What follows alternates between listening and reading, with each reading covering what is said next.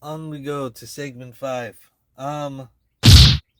Karate combat is one of my side passions. One of my favorite fighting promotions out there right now. They are the creators of the Pit, which now is co-licensed with CJ. CJI has co-licensed it with Karate Combat. I think there was like originally like they're like you know this is our Pit. You're gonna make the Pit. And you're not gonna like credit us or anything like that. I mean, it was basically CJI was the Karate Combat social media, the Karate Combat um, video team, the Karate Combat Pit.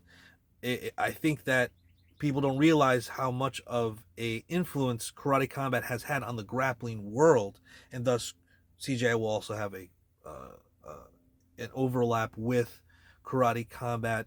And I think that it's a space that is open for wrestlers and MMA fighters, um, and specifically catch wrestlers, because catch wrestlers are usually also training in MMA.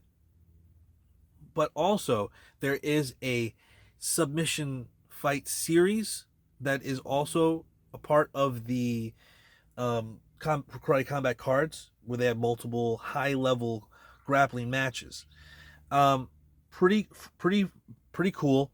Free to watch. They have an app. You can play the up gaming. You get free tokens. You can buy more tokens. Basically, you can bet on your favorite fighters. Portion of the tokens that are used to play on whatever athlete that you pick goes to the athletes. The rest goes to a pot, and then it's broken among the winners who choose the right athletes. It's called Up Gaming. Karate Combat free app, free to watch on YouTube. All their cards are free to watch on YouTube right now. You can go watch them. Um, they are the model basically for the future event. CGI is building on what they did. Free to watch on YouTube. Get sponsors. Get ticket sales. Word of mouth also grows, obviously. Putting on good fights consistently, and growing that brand is basically the model of the future. People are not paying for pay-per-views as much as they would want. You know what I mean? There's a lot of um, then creating, paywall gaps for how many fights you can watch. You know what I mean? How many times to keep up do I have to like pay this much and have this and have that? It's like, it's a criticism that I think a lot of people have for um, trying to keep up with sports, specific sports. But if it's free to watch, as in like for instance Wrestling Wars, go watch that. They're putting on free events to watch. That it by itself has grown, helped it grow. You know what I mean? And as production value goes up, so will the audience. And Karate Combat already is there with their events. I've gone to them live. They are absolutely a blast. It's so easy to look into a pit. That's why I think CJI did the pit. It's so much easier to look down into it than look up into a cage or a ring. Those still have their place. I'm just saying my experience at the Karate Combat and at events that have the pit. It's just easy to look down into it from a little stance, and it's great. It's great. Um, Definitely worth a watch if you're not watching. My guys, my catch wrestlers, this is my cell. Go check it out. There's a space for us there too, I promise. um and one of my side products is this. And um I haven't had time to really develop the videos that I have in the chamber over here, making connections between certain karate moves, or bunkai, if you will, that is basically they're doing a arm drag, and there's a lot of wrestling in karate traditionally, um, and there are certain grapplers. If I can remember his name, Gunner. Gunnar Nelson, who had a karate stance and was also a good grappler, was able to kind of put those together. You had Conor McGregor, who had that karate type style because he was training with Gunnar Nelson. If I'm saying the right person's name. And they had that bouncy karate style. Henry Cejudo, a wrestler of an Olympic level, Olympic gold medalist, triple C, triple champ.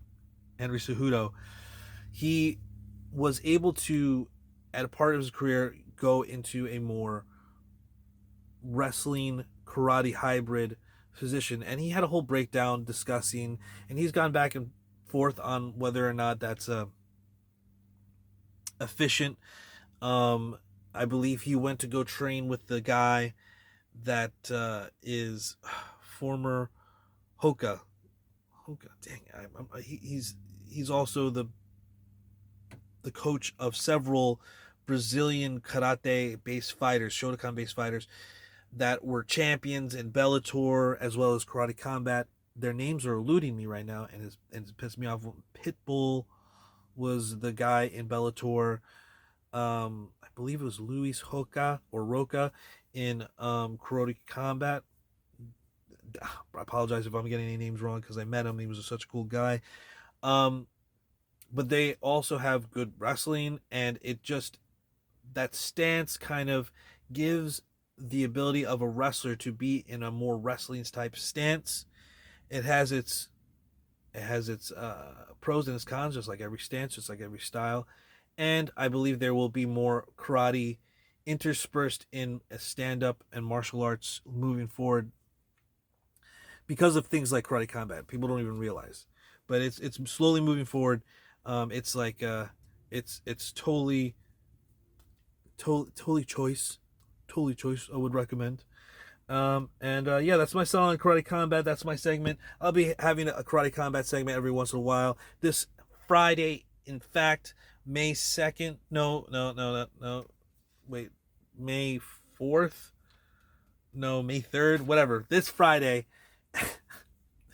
the event is happening, and it's happening in Dubai. Karate Combat 54. Alvey Spong. Sam Alvey is champ heavyweight. Spong is the belt collector. He's been to all these different fight promotions collecting belts. We'll see what happens. I'm hoping Sam Alvey takes it home with his smiling Sam Alvey, and his Kempo karate. And I hope that y'all take a look at that. So Boss Rune's involved with that. Boss Rune is a commentator. George St. Pierre has been a commentator many times. He's usually around some events. He's busy, but he's been for a lot of them. Who else? Lyoto Machida was a commentator once. He's been involved. They were talking about him fighting Luke Rockhold there. That would have been awesome. And we'll see what happens in the future. But if you guys like that little segment, give me a little karate emoji in the fucking comments. Let me know if that was a worthy segment. If you guys like hearing about Karate Combat, check it out. Don't judge it until you've seen it. On to the next segment.